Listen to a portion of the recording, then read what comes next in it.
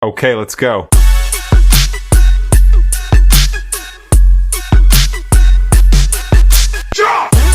An apocalyptic drought has gripped the earth. Rivers have turned to stone. The seas are salt. Humanity is starving under a glaring sun. Wandering the barren banks of the Gautami Ganga River, sage Vishwamitra and his disciples are days away from starvation. Scavenging the cracked earth, the disciples find a dead dog. In their tradition, touching, let alone eating, a dog is a severe taboo.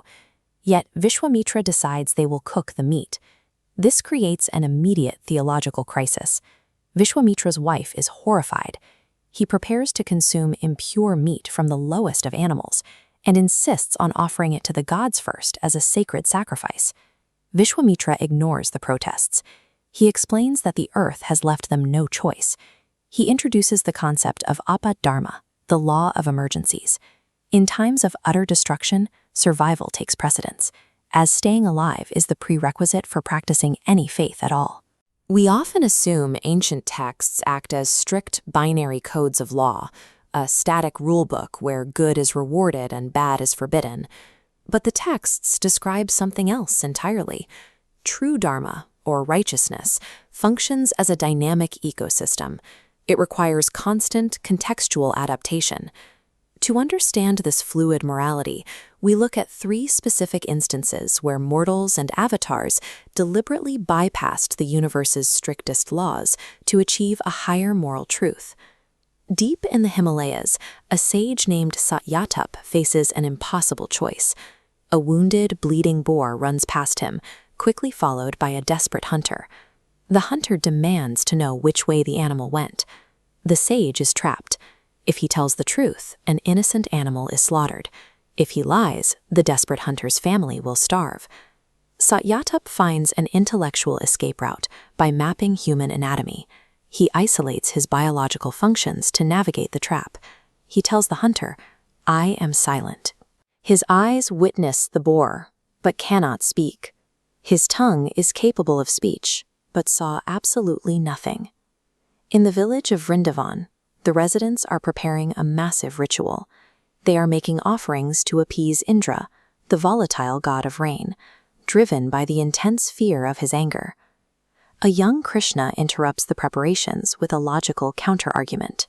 He points out that the physical Govardhan mountain catches the rain and sustains their cattle.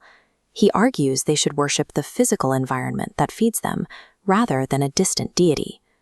Insulted by their insubordination, Indra retaliates. He sends a catastrophic storm, unleashing thick sheets of rain and violent lightning, intending to drown the entire village. Krishna responds with a physical marvel. He uproots the Govardhan mountain, balancing it on his little finger, creating a massive stone umbrella to shield the terrified villagers from the divine wrath. This redirected the community's focus. Worship moved away from the fear of a distant deity and toward the physical environment that practically sustained their lives. Finally, we have Kacha. To learn the ultimate secret of resurrection, a young man named Kacha is literally digested and then reborn from the stomach of his guru, Sukracharya. This supernatural rebirth creates a complicated romantic conflict. The guru's daughter, Devyani, is in love with Kacha and aggressively demands that they marry. Kacha issues an unyielding refusal. Because he emerged from her father's body, they share a cosmic kinship. In the eyes of their law, he is now her brother. Even in the face of her fury, Kacha holds his ground. The structural purity of his cosmic relationships takes precedence over his personal desires and emotional demands. A starving sage consumes the forbidden meat. A wise philosopher outsmarts a desperate hunter. A boy tells his village to prioritize the mountain over the storm god. These stories suggest that righteousness functions as a calculation. It demands empathy, logic, and an awareness of the specific moment over a static set of instructions. They demonstrate that in these traditions, intellect is a tool for navigation, a way to identify the higher moral path when sacred rules inevitably collide. An apocalyptic drought has gripped the earth. Rivers have turned to stone. The seas are salt. Humanity is starving under a glaring sun.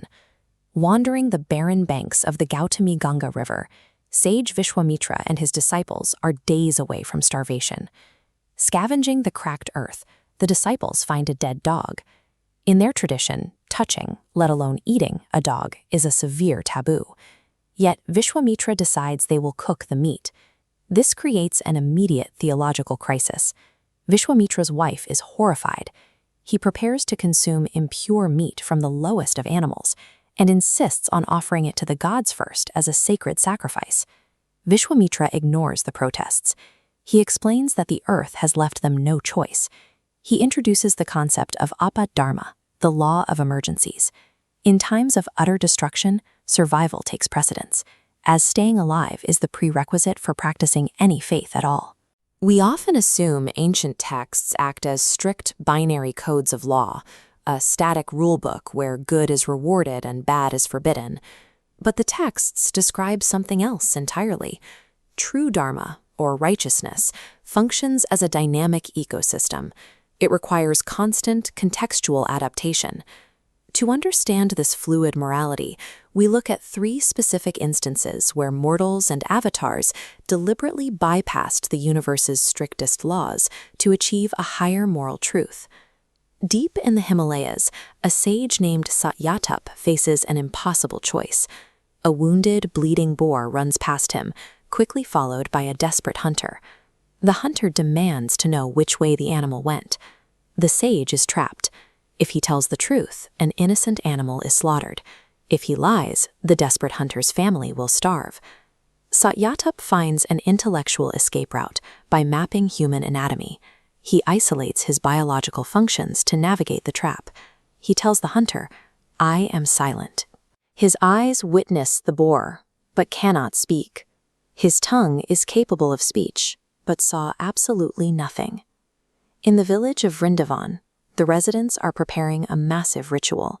They are making offerings to appease Indra, the volatile god of rain, driven by the intense fear of his anger. A young Krishna interrupts the preparations with a logical counter-argument. He points out that the physical Govardhan mountain catches the rain and sustains their cattle. He argues they should worship the physical environment that feeds them, rather than a distant deity. Insulted by their insubordination, Indra retaliates. He sends a catastrophic storm, unleashing thick sheets of rain and violent lightning, intending to drown the entire village. Krishna responds with a physical marvel. He uproots the Govardhan mountain, balancing it on his little finger, creating a massive stone umbrella to shield the terrified villagers from the divine wrath. This redirected the community's focus. Worship moved away from the fear of a distant deity and toward the physical environment that practically sustained their lives. Finally, we have Kacha. To learn the ultimate secret of resurrection, a young man named Kacha is literally digested and then reborn from the stomach of his guru, Sukracharya. This supernatural rebirth creates a complicated romantic conflict. The guru's daughter, Devyani, is in love with Kacha and aggressively demands that they marry. Kacha issues an unyielding refusal.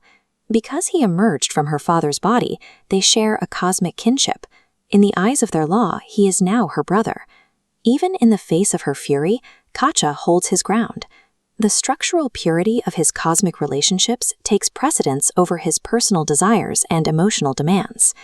A starving sage consumes the forbidden meat. A wise philosopher outsmarts a desperate hunter. A boy tells his village to prioritize the mountain over the storm god. These stories suggest that righteousness functions as a calculation. It demands empathy, logic, and an awareness of the specific moment over a static set of instructions. They demonstrate that in these traditions, intellect is a tool for navigation, a way to identify the higher moral path when sacred rules inevitably collide.